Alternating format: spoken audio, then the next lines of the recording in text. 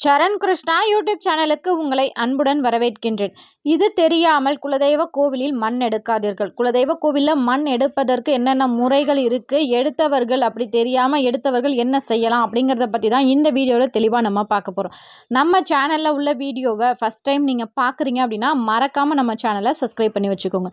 நம்ம சேனலில் தொடர்ந்து குலதெய்வ பதிவுகள், ஆன்மீக தகவல்கள் வந்து கொண்டே இருக்கும். வாங்க வீடியோக்குள்ளே போகலாம். குலதெய்வ கோவிலில் மண் எடுப்பதை பற்றின தெளிவான விளக்கத்தோடு நம்ம 2 வீடியோ போட்டிருக்கோம். அதை பார்த்து நிறைய பேர் ஒரு நாளைக்கு 2 கமெண்ட்ஸாவது வருது. நாங்கள் குலதெய்வ கோயிலில் மண் எடுத்துட்டோம், நாங்கள் என்ன பண்ணுறது, எங்கள் வீட்டில் வைக்கலாமா, பயமாக இருக்குது, இது போன்ற கமெண்ட்ஸுகள் நிறைய வந்துக்கிட்டே தான் இருக்குது. அதற்காக மட்டுமே இந்த வீடியோ. ஏன்னா நான் ஒவ்வொருத்தவங்களுக்காக நான் பதில் சொல்கிறத விட அதற்கான தெளிவான விளக்கத்தோட ஒரு வீடியோவாக போட்டுட்டோம் அப்படின்னா கண்டிப்பாக அதை பார்த்து பலருமே பயனடைவாங்க. முதல் கேள்வி, குலதெய்வ கோவிலில் நாங்கள் மண் எடுத்துகிட்டு வந்துட்டோம், நாங்கள் என்ன பண்ணுறது?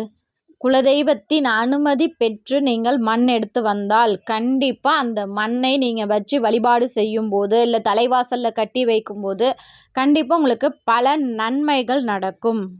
இல்லைங்க, நாங்களாக போய் சும்மா எடுத்துகிட்டு வந்தோம், இல்லை ஒருத்தவங்க சொன்னாங்க அதனால் நாங்கள் எடுத்துகிட்டு வந்தோம், இப்போ அந்த மண்ணை வீட்டில் வைக்கிறதுக்கு பயமாக இருக்குது, நாங்கள் என்ன செய்கிறது? முதல்ல குலதெய்வ கோவில்லேருந்து மண் எடுத்துகிட்டு வந்ததுக்கப்புறம் உங்கள் வீட்டில் எல்லோரும் ரொம்ப சந்தோஷமாக இருக்காங்க, உங்கள் தொழில் நல்ல வளர்ச்சி அடையுது, வீட்டில் ரொம்பவே நல்லா இருக்கும் அப்படின்னா கண்டிப்பாக அந்த மண்ணை வைத்து நீங்கள் வழிபாடு செய்யலாம். இல்லை ஏதோ ஒரு நெருடல் இருக்குது, வீட்டில் யாருக்காவது உடம்பு சரியாமல் போகுது, தொழிலில் அந்தளவுக்கு மந்தத்தன்மை இருக்குது அப்படின்னா கண்டிப்பாக அந்த மண்ணை நீங்கள் என்ன செய்யணும் பார்த்திங்கன்னா, உங்கள் பூஜை அறையில் உங்கள் குலதெய்வத்தை மனதார வேண்டிக்கோங்க. அப்பா, நான் தெரியாமல் உன்னோட எல்லையிலேருந்து உன்னோட அனுமதி பெறாமல் நான் மண் எடுத்துகிட்டு வந்தது என்னுடைய தவறு தான் அப்படின்னு சொல்லி அதை ஒரு மஞ்சள் துணியில் கட்டி உங்கள் பூஜை அறையில் ஒரு ஓரமாக வச்சுருங்க. அதற்கு நாணயமும் முடிஞ்சு வைங்க. நான் தெரியாமல் பண்ணிட்டேன், இந்த தவறை நான் மீண்டும் செய்ய மாட்டேன், எங்கள் வீட்டுக்கு எந்த ஒரு பாதகமான நிலையும் கொடுக்கக்கூடாது அப்படின்னு சொல்லி உங்கள் குலதெய்வத்திடம் வேண்டிக்கிட்டு அதை ஓரமாக வச்சுருங்க. அடுத்த முறை குலதெய்வ கோவிலுக்கு செல்லும்போது அந்த மண்ணை குலதெய்வ எல்லையில் ஒப்படைத்து விடுங்கள். இன்னும் ஒரு சிலரோட கேள்வி என்னன்னு பார்த்தீங்கன்னா, நாங்கள் குலதெய்வ கோவிலேருந்து நாங்கள் முறையாக தான் மண் எடுத்துகிட்டு வந்தோம், அப்படி எடுத்துகிட்டு வந்து வழிபாடு செய்யும்போது ஒரு வருஷம் முடிஞ்சிருச்சு, அடுத்த வருஷம் வேறு மண்ணை எடுத்துகிட்டு வர்றோம், இப்போ அந்த பழைய மண்ணை நாங்கள் என்ன செய்கிறது அப்படின்னு கேட்குறாங்க.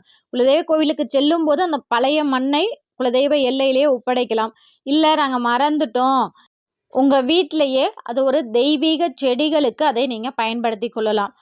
மணி பிளான்ட், நித்திய கல்யாணி, கற்றாழை, துளசி, இது போன்ற செடிகள் நீங்கள் உங்கள் வீட்டில் வச்சுருக்கீங்கன்னா அந்த செடிகளுக்கு கூட இந்த மண்ணை நீங்கள் தாராளமாக பயன்படுத்திக்கலாம்.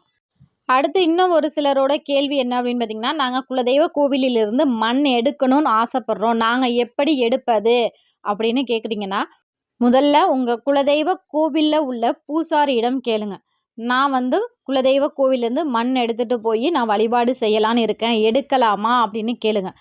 அவர் அனுமதி கிடைத்தால் கண்டிப்பாக நீங்கள் தம்பதி சகிதமாக போய் மண் எடுக்கணும் அப்படின்னு நீங்கள் முடிவு பண்ணிட்டீங்கன்னா, வீட்டில் இருந்தே ஒரு சுத்தமான மஞ்சள் துணி எடுத்துகிட்டு போய் அந்த துணியில் தம்பதி சகிதமாக 2 பேரும் சேர்ந்து குலதெய்வத்திற்கு நேராக அல்லது வடகிழக்கு பகுதியிலிருந்து கொஞ்சம் மண்ணை எடுத்து அதில் முடிச்சு போட்டு அதை பெண்கள் முந்தி சேலையில் எடுத்து வர வேண்டும்.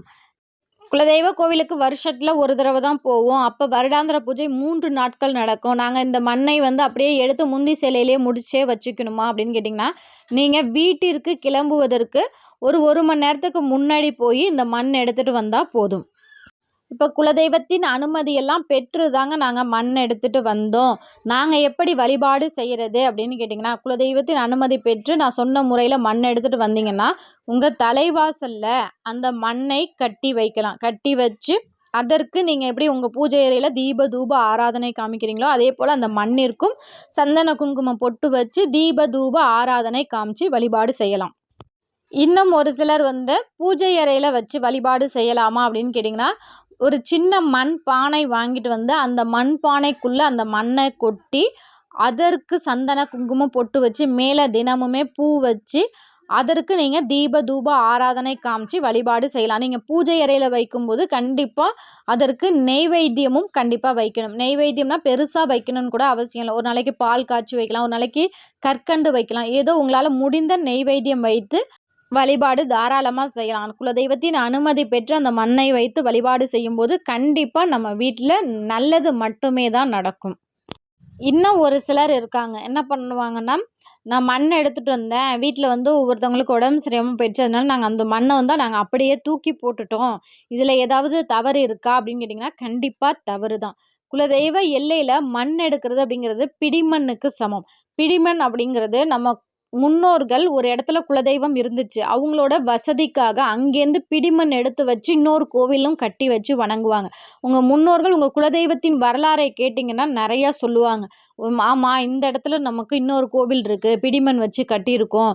குலதெய்வத்தின் சக்தியை முழுமையாக பெற்று தரக்கூடியது தான் இந்த பிடிமண்ங்கிறது. அப்படி குலதெய்வ எல்லையிலேருந்து நம்ம மண் எடுத்துட்டு வர்றது ரொம்பவே சக்தி வாய்ந்த பொருள் தான் அந்த மண்ணு அப்படிங்கிறது. ஏன்னா, குலதெய்வம் அந்த இடத்துல நின்னு நடந்த இடம் அது. குலதெய்வத்தின் சக்தியை முழுமையாக பெற்ற இடம் அது. அந்த இடத்துலேருந்து நம்ம மண் எடுத்துட்டு வந்து நம்ம வீட்ல வைக்கும்போது, குலதெய்வத்தின் அனுமதி பெறாமல் எடுக்கும்போது, கண்டிப்பா அந்த குலதெய்வம் ஒரு சில அறிகுறியை நமக்கு காட்ட தான் செய்யும்.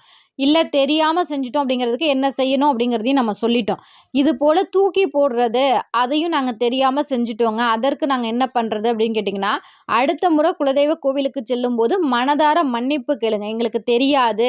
நாங்க தெரியாம எடுத்துட்டு போய் அத வந்து அதோட அரும தெரியாம நாங்க அப்படியே தூக்கி போட்டுட்டோம். எங்கள மன்னிச்சுருங்க அப்படின்னு சொல்லி குலதெய்வ எல்லையில நீங்க மன்னிப்பு கேட்கும்போது, கண்டிப்பா அந்த தெய்வம் நம்மள தண்டிக்கவே தண்டிக்காது. நமக்கான நல்ல வழியை மட்டுமே செய்யக்கூடிய ஒரு அற்புதமான தெய்வம் நம்ம குலதெய்வம். இப்போ உங்களுடைய எல்லா சந்தேகங்களும் தீர்ந்திருக்கும் அப்படின்னு நான் நம்புறேன். இன்னும் ஒரு சிலர் வந்து குலதெய்வ படத்தை வீட்ல வைக்கலாமா? வேணாமா? அப்படிங்கிற ஒரு சந்தேகமே இருக்கு. குலதெய்வம் உக்கிர கோலத்துல உள்ள படத்தை ஒருபோதும் வீட்ல வச்சு வழிபாடு செய்யாதீங்க. சாந்த சொரூபமாக, இன்னும் சொல்லப்போனா எங்களோட தெய்வமே உக்கிர தெய்வம் தாங்க அப்படிங்கிறப்ப, அவங்களுக்கு சந்தன காப்பு அலங்காரம்லாம் பண்ணும்போது சாந்த சொரூபமாக தான் இருப்பாங்க. அந்த படத்தை நீங்க வீட்ல வச்சு தாராளமா வழிபாடு செய்யலாம். குலதெய்வ படத்தை நம்ம வச்சு வழிபாடு செய்யும்போது, கண்டிப்பா நம்ம வாழ்க்கையில பல மாற்றங்களையும், நல்ல முன்னேற்றங்களையும் கொடுப்பது நம்ம குலதெய்வம். இந்த வீடியோ பார்க்குற உங்களுடைய குலதெய்வத்தின் பெயர் என்ன அப்படிங்கிறத மறக்காம எங்களோட கமெண்ட் செக்ஷன்ல ஷேர் பண்ணிக்கோங்க. இந்த வீடியோ உங்களுக்கு பயனுள்ளதாக இருக்கும் என்ற நம்பிக்கையில் மற்றொரு வீடியோவில் சந்திக்கிறேன். இந்த வீடியோ உங்களுக்கு பிடிச்சிருந்தா லைக் பண்ணுங்க, ஷேர் பண்ணுங்க. இது போல உங்க ஃப்ரெண்ட்ஸ் அண்ட் ஃபேமிலியில யாராவது மண் எடுத்துட்டு வந்து ரொம்பவே கவலைப்படுறாங்க அப்படின்னா, அவங்களுக்கு இந்த வீடியோவை ஷேர் பண்ணி விடுங்க. நன்றி, வணக்கம்.